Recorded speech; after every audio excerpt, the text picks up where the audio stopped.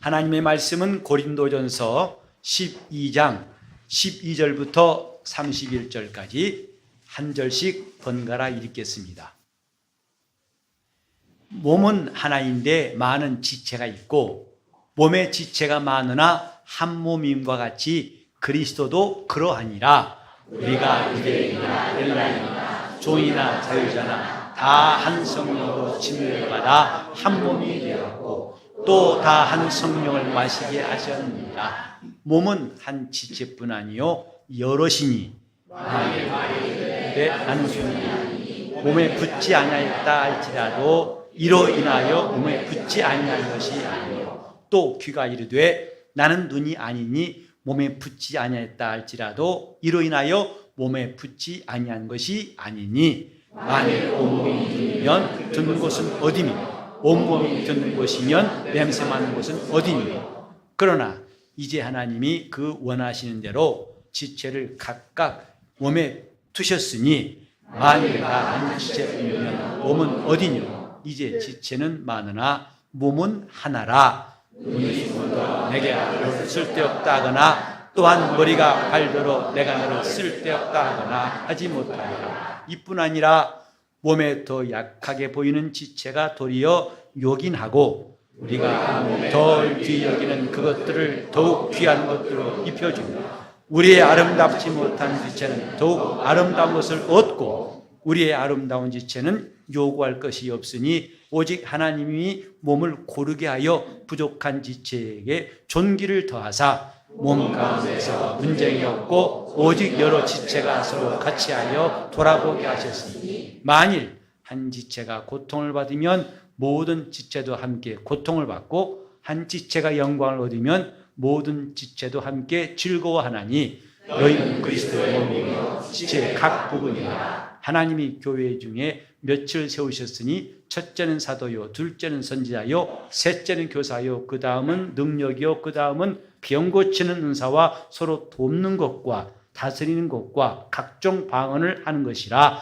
다 사도겠느냐, 다 선지자겠느냐, 다 교사겠느냐, 다 능력을 행하는 자겠느냐, 다 병 고치는 은사를 가진 자겠느냐, 다 방언을 말하는 자겠느냐, 다 통역하는 자겠느냐. 너희도 그 은사를 사모하라. 내가 또한 제일 좋은 길을 그에게 보이리라. 오늘 주님 앞에 나와 예배하는 모든 여러분 심령에 하늘로부터 신령한 복과 은혜가 충만하시기를 예수 이름으로 축원합니다. 제가 이렇게 하기로 결심하게 된 건 이유가 있습니다. 이제 해외 나가서 설교할 때라든지 강의할 때에 먼저 인사를 하고 하거든요. 이제 예컨대 부에노디아스 그러면 이제 영어로 굿모닝 이런 겁니다. 그리고 그 다음에 또 제가 하는 말이 디오스 데 벤디가 그러면 God bless you 이 뜻이에요. 하나님 여러분들을 복 주시기 원합니다. 그러면 그들 반응이 참 어떨지 상상하십니까? 낯선 사람이 와가지고 자기 나라 말로 인사하면서 그것도 당신들을 하나님 복 주시기 원합니다 하니까 입이 벌어지죠. 환하고 마음이 열리죠. 근데 막상 우리 교회 와서는 이런 걸 싹 생략하고 본론부터 말하니까 뭔가 분위기가 딱딱해요. 꼭 시험 보는 것 같고 무슨 어려운 과정을 가는 것 같아서 이러면 안 되겠다. 나도 좀 우리 교회에서도 이런 시간을 가져야겠다 하고 몇 차례 다짐했는데 오늘에야 비로소 실행합니다. 여러분의 심령에 우리 주님의 한없는 사랑과 은혜가 함께 하시길 바랍니다. 아멘. 훨씬 나아지잖아요. 그죠? 우리가 하나님 앞에 나올 때마다 우리는 믿음이 무엇인가에 대해서 생각합니다. 신앙은 하나님과 우리 사이의 관계를 말합니다. 즉 내가 지금까지 자신의 마음을 다스리고 또 평정심을 찾고 이웃에게 오래 참고 좋은 일을 하고 굳센 신념을 가지는 것, 이것도 물론 신앙이라 할 수 있겠죠. 하지만 큰 줄기같이 더 중요한 게 뭐냐면 하나님과의 관계가 있는 것이 신앙입니다. 곧 그분과 관계가 이루어진 것이 신앙이라 이 말이죠. 그래서 내가 믿는 자라고 고백할 때에 이것은 나는 하나님을 아는 사람이고 그분과 확실한 관계가 있다, 이런 뜻입니다. 즉 그분과 나와는 남남이 아니고 그분은 나에게 이런 분이다 라고 소개할 수 있는 것이 믿음이에요. 우린 처음 본 사람과 만날 때 옆 사람을 소개합니다. 아, 이 사람이 제 아내입니다. 아, 우리 아버지십니다. 소개하죠. 그처럼 전도는 이걸 소개하는 거예요. 그분과 내가 어떤 관계인가를 분명히 소개하는 것이 전도입니다. 신앙은 관계다. 그런데 이 관계를 우리가 노력해서 만든 게 아니고 하나님께서 그 관계를 이루어 주셨다는 것이 성경의 가르침이에요. 곧 내가 힘써서 이런 관계가 생긴 것이 아니고 하나님이 그렇게 만드신 것이다, 이 말입니다. 베드로가 오순절날 설교할 때 하나님이 예수를 살리셔서 너희의 주와 그리스도가 되게 하셨다라고 말했습니다. 하나님이 예수를 살리셨다. 그럼 나와 무슨 상관이게? 남의 일일 수 있습니다. 그런데 그 사건이 너와 무슨 관계가 있느냐? 그 살리신 예수를 너의 주와 그리스도가 되게 하셨다라고 선포했습니다. 이게 매우 중요한 겁니다. 여러분이 주일에 교회 와서 혹은 평소에 말씀을 읽으실 때에 하나님의 사건을 읽습니다. 그가 누구시고 무슨 일을 했는가를 읽습니다. 근데 그 사건과 나와 무슨 관계 있는가? 이게 아무것도 상관없는 거라면 우리는 정말 필요 없는 시간들을 보내고 있을지 몰라요. 이 시간까지도. 그러나 우리가 이 성경을 가까이 하고 하나님께 드리는 시간을 귀히 여기는 것은 그분과의 관계 때문이에요.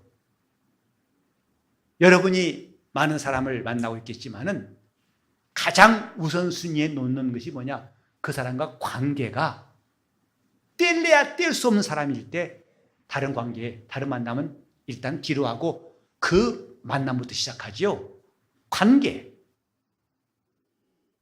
어떤 사람이 묻습니다. 결혼식 가라는데 얼마쯤 넣어야 됩니까? 그래요. 그 참 어려운 질문이에요. 그러나 그건 참 달라요. 그 관계에 따라서 그냥 지나가면 좀 무한 곳, 그건 좀 넣고.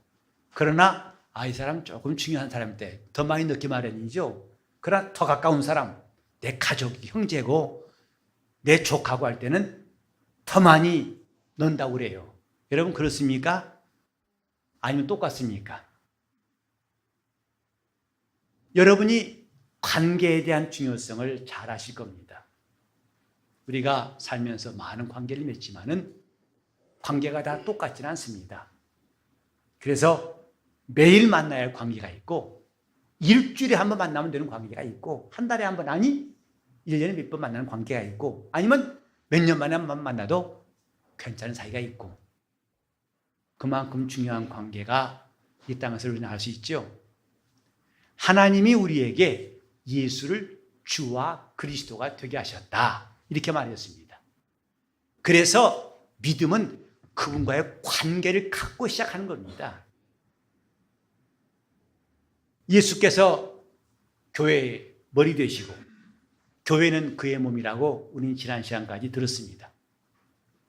이를 위해서 하나님은 구약 때 이스라엘에게 성전을 만들라고 하시고 성전을 지으라 하시고 그 성전을 중심으로 이스라엘이 하나님 섬기고 하나님 뜻대로 살다가 마침내 예수 오셔서 이 성전을 헐라. 그것이 이스라엘에게는 매우 충격적인 말이었습니다만 마침내 그 성전은 헐려야 된다는 사실을 우리는 잘 알았습니다. 왜? 이제는 사람이 손으로 지은 성전이 아니라 하나님의 손으로 지은 성전이 드디어 세워질 때가 되었다 이 말이죠. 그게 뭐냐? 내가 이 반석 위에 내 교회를 세우리라. 구약 성경은 한마디로 성전을 지으라 한 명령에 따라서 움직였다면 신약 성경은 내가 이 반석 위에 내 교회를 세우리라 하신 그의 뜻대로 그의 신약 성경은 움직이고 있습니다. 그래서 교회는 예수님이 세우신 신령한 성전이다 이렇게 말할 수 있어요. 그래서 이스라엘 사람들은 저 손으로 지은 성소에 가서 하나님 섬기지만은 우리는 주님 성전이신 예수 안에 들어와서 하나님께 예배하고 하나님을 섬기게 됩니다. 이렇게 우리는 내 신앙이 그냥 마구잡이가 아니라 하나님이 우리에게 허락하신 관계를 통해서 이루어진다는 사실을 깨닫습니다. 다시 합시다. 예수는 교회의 머리시요. 교회는 그의 몸이라. 그래서 내가 이 반석 위에 내 교회를 세우리라 하신 주의 말씀은 갑자기 하신 말씀이 아니고 이번 교회 우리가 안 것은 저 영원 전부터 그분이 계획하신 뜻이 이렇게 연결되었다가 이루어진 것이다 이렇게 볼 수 있습니다.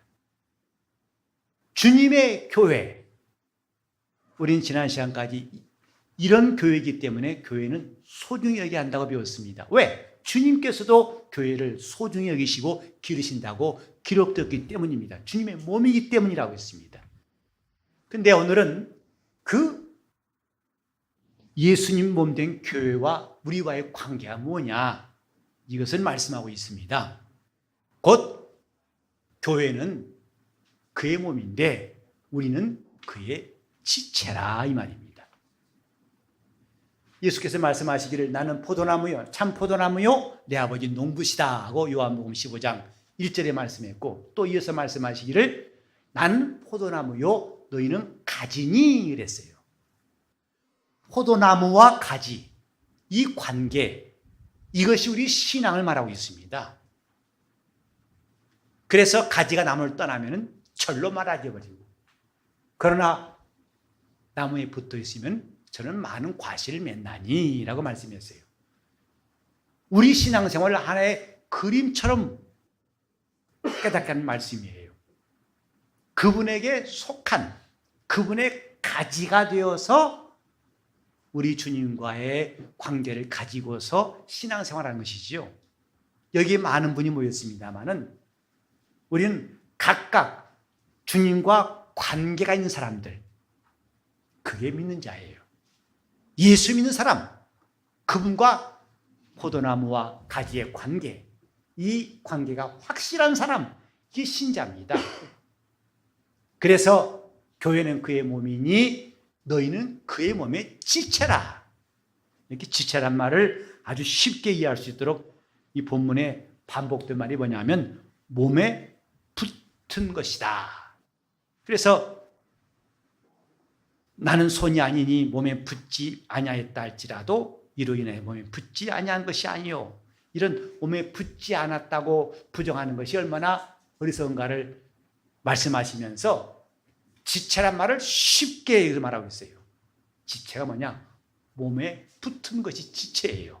자, 제가 지체란 그러면 여러분 몸에 붙은 것 이렇게 보세요. 지체란 몸에 붙은 것 그게 지체예요. 그렇기 때문에 몸이 없다면 지체가 의미가 없어요. 예수의 교회가 없다면 믿는 자라고 스스로 주장해도 아무 소용이 없습니다. 오늘날 어떤 사람들은 교회에 대한 오해나 많은 상처 때문에 교회를 멀리한 사람도 있습니다. 심지어는 무교회주의자도 있어요. 교회를 부정한 사람도 있어요. 하지만 우리는 주님께서 어느 시대든지 교회를 초월해서 일하신 적이 없다는 것을 기억해야 됩니다. 주님은 교회를 통해 말씀하시고 교회를 통해 일하신다는 것. 신앙생활도 마찬가지입니다. 하나님 말씀은 다른 데 주지 않고 우리 마음에 주셨어요. 그래서 우리 마음은 그 말씀을 받는 밭이에요. 하나님 말씀은 내 마음에 받습니다. 그래서 길가에 떨어진 씨를 주님 말씀하실 때에 이는 곧 말씀을 들어도 깨닫지 못할 때에 마귀가 와서 그 마음에서 말씀을 뺏는 것이다 라고 했죠. 말씀이 어디에? 마음에 뿌리웠는데 깨닫지 못하니까 마귀가 그 말씀을 빼앗는 것이다. 우리 마음은 하나님 말씀이 심어지는 밭입니다. 그런가 하면 우리 신앙생활의 밭이 어디냐? 교회예요. 신앙생활은 교회라는 밭에 사는 겁니다. 그래서 내가 지체라는 것도 몸을 인정치 않다면 아무 의미가 없는 것이고, 신앙생활도 교회를 떠나서는 아무 의미가 없다 이 말입니다. 영적 생활을 아무리 신령하게 열심히 한다 할지라도 교회를 떠나서는 마치 씨를 허공에다 심은 것과 똑같다 이 말이죠. 이렇게 우리는 주님과 우리의 관계가 우리 신앙의 중요한 기초가 되고, 이걸 제대로 알고서 우리는 주님을 섬길 수 있다는 사실을 기억해야 됩니다. 자, 우리 한번 답해. 교회는 그의 몸이요 우리는 그의 지체라. 시작. 교회는 그의 몸이요 우리는 그의 지체라. 그렇죠. 그분과 우리 관계, 교회와 나와의 관계를 확실히 알고 예수를 믿는 것은 매우 중요한 일입니다. 자, 오늘 여러분의 영혼의 상태가 어떤 것일까 한번 셋 중에 골라보세요. 첫째는 뭐냐면 저 우주 공간에 떠있는 별이나 행성처럼 둥둥둥 떠있는, 혹은 정처가 없어서 이곳저곳 방황하는 나그네 같은 그런 상태인지, 두 번째로는 방황하지 않지만 매여 있지만은 세상 임금 마귀에게 붙잡혀가지고 죽기를 두려워서 그에게 억압되어 종로를 타고 있는 것인지, 마지막으로 셋째는 예수 그리스도께 든든히 붙잡혀서 그분과 돈독한 관계가 있어서 그분에 의해 살고 있는지, 여러분 영적 상태를 누구나 다 이 셋 중에 하나를 택할 수밖에 없을 것입니다. 우리는 방황하는 신앙생활을 빨리 마감해야 한다고 배웠지요. 영적 생활은 방황을 빨리 멈춰야 됩니다.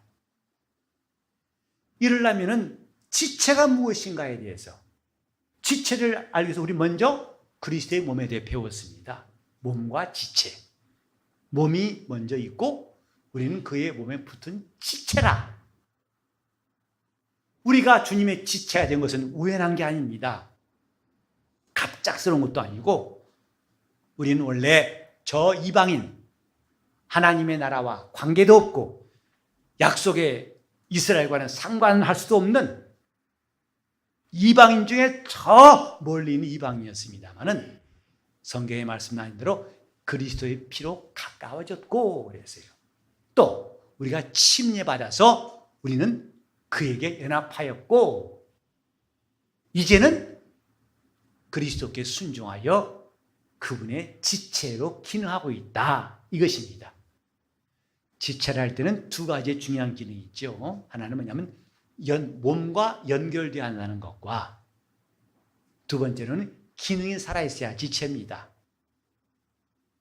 이제 몸과 연결되어 있는 것은 다 말씀드렸으니까 이해하실 것이고, 그러나 몸에 연결되어 있다고 해서 지체는 아닙니다. 여러분 혹시 팔 빠져본 적 있습니까? 저는 아주 어렸을 때 그런 경험이 있다고 들었어요. 제가 우리 할아버지에게 무척 사랑을 많이 받았다고 들었습니다. 제가 아마 대략 돌 좀 지났을 때라고 생각해요. 할아버지가 저를 얼마나 귀여우셨든지 간에 돌 지났으면 쓰기도 하고 있는데 앉혀놓고서 달캉달캉하다 팔이 쏙 빠져버렸다 그러더라고요. 그거 아세요? 손잡고 해보신 분 계세요? 근데 아마 그것을 좀 몇 번 하다가 끊긴 놈 아쉬웠다면 이제 하시다가 그만 쑥 빠져서 그 시골에서 아프다고 소리치는 손주를 들쳐갖고 또 병원 가셨다는 이야기를 들었어요. 저는 그때는 기억이 안 나니까. 이쪽 팔 빠진 경험 있는 사람이에요. 팔이 몸에 붙어 있지만은 팔 빠지면 그 팔로 아무것도 할 수 없습니다. 쓸 수도 없고 들 수도 없고 손도 못 들어요. 지체라고 해서 연결만 되어 지체가 아니라, 형식상 붙어 있는 것만 지체가 아니라 기능을 해야 지체예요. 기능. 우리가 주님 말씀을 들을 때 어떻게 하면은 제대로 주님의 지체가 될 것인가 하는 것, 오늘 이것을 말씀드리려고 하는 겁니다. 주님의 지체, 여러분이 지금 예수 그리스도의 몸된 교회의 지체라고 인정하시지요? 그러나 이건 머리로 하는 건 아무 소용이 없어요. 그렇게 한 사람들은 얼마든지 교회에 나왔지만 신앙생활은 헛바퀴 돌 수 있어요. 예배 시간에 졸기도 하고 기도 시간에 지겨워서 딴짓하기도 하고 얼마든지 몸에 붙어있지만 기능은 전혀 없을 수 있다 이 말이죠. 그래서 우리가 잘 이해할 것은 내가 주님의 지체라는 것이 더 이상 생각, 이론이 아니라 실감나는 영적 생활이 필요하다 이 말입니다. 과연 나는 지체구나 이걸 느낄 수 있는 사람들, 그게 진정한 그리스도인이다 이 말이죠. 나는 주님의 지체다 그렇게 주장만 하는 것이 아니라 이걸 체험하고 있는 사람들, 그럼 어떻게 이걸 체험할 수 있을까? 내가 주님께 붙어 있다는 것을 아주 형상화하고 가시적으로 볼 수 있는 게 바로 교회 생활이에요. 주님께 붙어 있는 사람들, 그 사람들은 교회 생활을 잘한답니다. 잘하되 어떻게? 칭찬받게 잘해요. 어떤 사람은 그럴 거예요. 나는 사람 몰라도 하나님만 아시면 돼. 그것도 그럴 수 있습니다만은, 그러나 조금 더 온전한 게 뭐냐면 성경은 한쪽을 차별하지 않았어요. 잠언 3장에 보면 이런 말씀이 있죠. 하나님 말씀을 따라 자식을 훈계하라는 말씀이 3장 1절로 10절까지 있는데, 그래서 어렸을 때부터 내 마음판에 말씀을 새기고 스스로 지혜 없다 여기지 말고 하나님의 지혜를 구하고 여러 가지 권면이 나옵니다만은, 이렇게 하면은 내 몸에 양약이 될 뿐만 아니라 너는 하나님과 이웃들에게, 사람들에게 칭찬과 귀중히 여김을 받을 것이다 이렇게 말했어요. 즉 하나님에게만이 아니라 사람들 앞에서도 칭찬과 귀중히 여김을 받을 것이다. 우리가 지금 주님의 지체라는 것은 이론이 아닙니다. 실제로 주님의 지체로 살 때에 우리는 그 교회 생활을 통해서 표현되는 거예요. 초대교회 때에도 칭찬받는 사람의 이름이 나옵니다. 그 중에 하나가 바나바입니다. 바나나가 아니고 바나바예요. 또 금방 졸다 보니까 웬 바나나인가 하신 분이 있을지 모르겠는데, 바나바.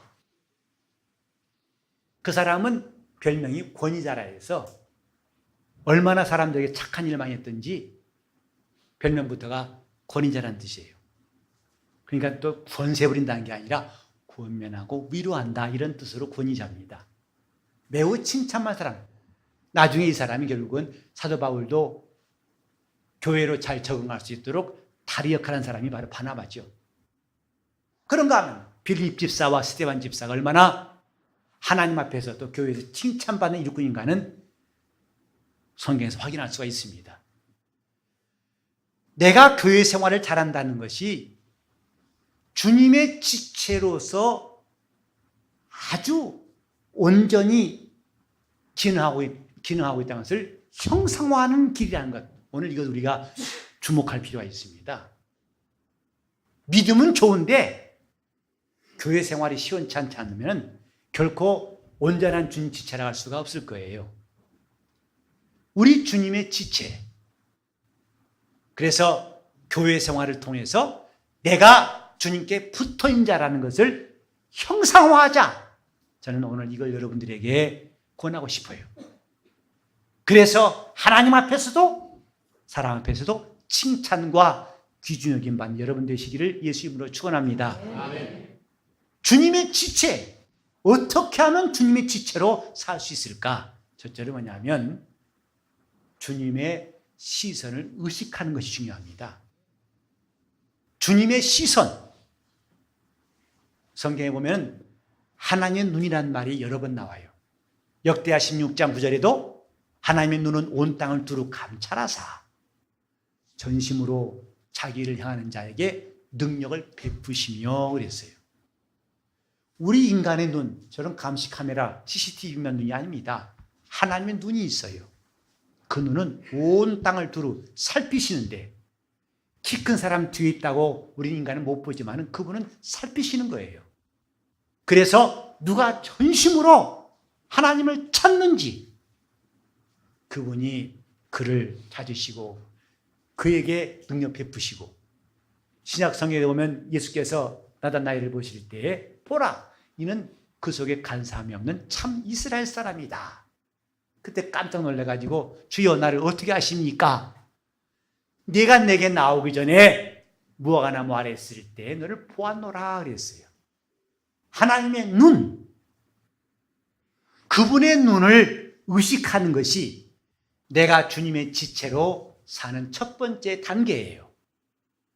그래서 우리는 말씀을 들을 때에도, 기도할 때에도, 예배할 때에도, 찬양할 때에도, 감사할 때에도, 봉사할 때에도, 길을 걸어갈 때에도 할 수만 있으면 그분의 시선을 더 많이 의식하는 것, 이게 신령한 사람 되는 지름길입니다. 자, 따라합시다. 하나님의 눈을 의식하자. 하나님의 눈을 의식하자. 말씀을 듣는 이 순간에도 그분의 눈을 의식한다면 우리 영혼은 아주 견고하고 강건한 그분의 지체로 자랄 수 있을 것입니다. 우리가 하는 모든 일에 내가 말할 때도 그분의 시선을 의식한다면 우리는 하나님 뜻대로 더 살 수가 있을 거예요. 그분의 시선을 의식하는 겁니다. 두 번째로는 이렇게 살면서 그분과 사귐이 있는 것이 필요합니다. 영적 생활은 그분과 사귐이에요. 요한 사도가 요한일서 1장에도 밝힌 것처럼 이것을 우리가 쓴 것, 태초부터 있는 생명의 말씀에 관해서 소개한 이유가 뭐냐? 우리가 그와 사귐이 있는 것 같이 너희에게도 사귐이 있게 하려 함이라. 하나님과의 사귐, 우리는 좀 낯선 말일지 모르는데 앞으로는 익숙해져야 됩니다. 하나님과의 사귐, 사귐이라는 것은 상대방을 이해할 때부터 가능합니다. 그를 존중할 때 가능한 겁니다.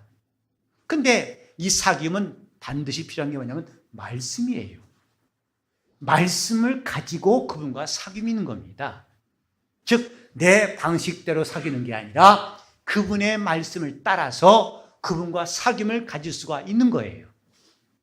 그래 시편 1편에 보면은 복인 사람이 누구냐? 시냇가의 신균 나무 같다. 곧 여호와의 율법을 즐거워하여 주야로 그 말씀을 묵상하는 자로다. 하나님 말씀을 왜 묵상하는가? 그 말씀은 그분의 뜻이고 그분의 생각입니다. 그분의 방향이고 그분의 의지고, 그래서 그를 존중하는 것, 하나님 말씀을 존중하는 겁니다. 하나님과의 사귐이 있는 사람들, 시편 119편 105편 보면 이런 말씀이 있어요. 주의 말씀은 내 발의 등불이요 내 길의 빛입니다 라고 했어요.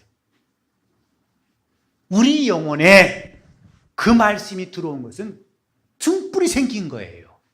내 길에 빛이 생긴 겁니다. 결코 그 길에 넘어지지 않고 방황치 않습니다. 하나님 말씀이 이 안에 있는 사람, 자기 영혼에 등불을 켜놓은 것 같은 것입니다. 그 사람은 주님과 사귀는 것이 얼마나 유익한지를 알기 때문에 10번보다는 100번, 그보다는 1000번, 10,000번 더 많이 그를 사귀려고 할 것입니다. 잠언 8장 17절에도 나를 사랑하는 자가 내 사랑을 입을 것이요 나를 간절히 찾는 자가 나를 만날 것이라고 말씀했습니다. 우리는 하나님 어디 계시냐고 방황했던 시간들을 뒤로하고 이렇게 그분과 사귐을 가진 사람들이 돼야 합니다. 이렇게 설교 듣는 시간으로만 끝내지 마시고 이 말씀 가지고 일주일 동안 산다. 그것도 중요하죠. 거기다 좀 더 한다면 우리는 틈틈이 주의 말씀을 묵상한다는 것, 그리고 그분과 사귐이 있다는 것, 이것은 내가 실제로 몸된 교회의 지체임을 경험할 수 있는 중요한 기회입니다. 자, 주님과 사귀자. 시작. 주님과 사귀자. 여러분 주님과 사귀어 보세요. 저 뒤에 계신 분도 앞에 계신 분도 처음 나오신 분일지라도 오래 믿었다 할지라도 스스로 자기의 기술에 취하지 마시고 마치 초신자와 같이 아주 설레는 마음으로 성실한 마음으로 그분과 사귐이 있다면 내가 그분께 접붙임된 가지라는 것, 주님은 포도나무요 나는 그의 가지인 것을 실감하는 생활을 할 수 있습니다. 그 다음에 그분과 사귐을 가진 다음에 우리가 할 것은 그 말씀에 순종함으로 비로소 그분의 지체에 기능을 하게 되는 것입니다. 순종할 때에 비로소 그 기능, 내가 주님의 몸에 어떤 지체인가에 대해서 그 기능을 본인도 찾을 수 있고 느낄 수 있고 그 기능을 할 수 있습니다. 주님 말씀에 순종할 때, 그래서 교회에서 여러 직분이 있지만은 여기도 바울 사도가 다 사도겠느냐, 다 선지자겠느냐? 그 뭐냐면 각각 받은 기능이 다르다 이 말이에요. 직분은 결코 계급이 아닙니다. 목사와 집사는 직분, 계급 차이가 아닙니다. 각각 그 기능이 다른 거예요. 똑같은 성도이면서 이 사람에게는 이 일을 맡기시고 저 사람에게는 저 일을 맡기신 것 뿐이지 높낮이를 누가 실세냐 허세냐 그런 말한 것은 매우 무익합니다. 각각 우리는 주님이신 고유한 기능이 있을 뿐이에요. 직분은 기능입니다. 나에게 손같이, 눈같이, 귀같이, 입같이, 또 발같이 그분이 이 몸된 교회에 기능을 주신 것이 직분이거든요. 이 직분은, 이런 기능은 주님께 순종할 때에 비로소 기능이 나옵니다. 하나님 말씀을 따라 순종할 때 비로소 나는 내가 그분의 지체인 것을 나도 알고 내 이웃도 알고 우리 모든 지체들이 알고 그 직분에 대해서 서로가 신뢰하고 인정하게 됩니다. 원래 은사라는 것은 자신이 피하라는 것이 아닙니다. 나는 말이야 이런 은사가 있어. 나는 주로 돈 많은 은사인가 봐. 그거 자랑인지 아닌지 모르겠어요. 은사는 원래 몸에서, 주님 몸에서 드러나는 거예요.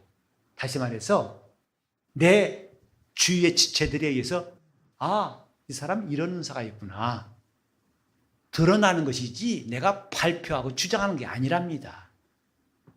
저는요 참 설교 잘하는 은사 있습니다. 여러분 그 말 들을 때 기분 좋겠어요? 안 좋겠어요? 그래 잘나서 정말 그러겠죠. 그리스도의 몸 가운데 드러나는 게 은사지 내가 주장하고 발표하는 게 은사가 아니라 이 말입니다. 확실히 저 사람은 섬기는 은사가 있구나. 저 사람은 이렇게 사람들을 긍휼히 여기고 붙들어주는 은사가 있네. 은사는 드러나는 겁니다. 우리가 주님 말씀에 순종함으로 이런 기능들이 왕성히 살아날 때 주님의 교회는 아주 힘있게 역사할 것입니다. 저는 우리 성도들이 몇 명이든지 한 사람도 빠짐없이 다 주님의 지체로서 기능이 살아있기를 바랍니다. 그게 영적 생활이에요. 한 사람도 구경꾼이었고 모두가 다 그분의 주신 기능들을 발휘하고 있어요. 어떻게? 그분이 몸된 우리 몸의 구주이신 예수께서 명하신 대로 순종할 때, 자, 순종함으로 기능이 살아난다. 시작. 순종함으로 기능이 살아난다. 그러니까 우리는 어떻게 하면 순종할 준비하고, 그래서 목사가 혹은 교회에서 무슨 일 맡길 때, 예, 해보겠습니다 하고 순종하는 것은 매우 좋은 습관이에요. 제 체질이 안 맞습니다. 제 성격이 안 맞습니다 하고 여러분이 사용하시는 것은 매우 안타깝습니다. 그랬습니까? 예, 해보겠습니다. 순종하겠습니다. 다시 한번 순종함으로 기능이 살아난다. 순종함으로 기능이 살아난다. 몸의 지체의 기능이 살아나는 겁니다.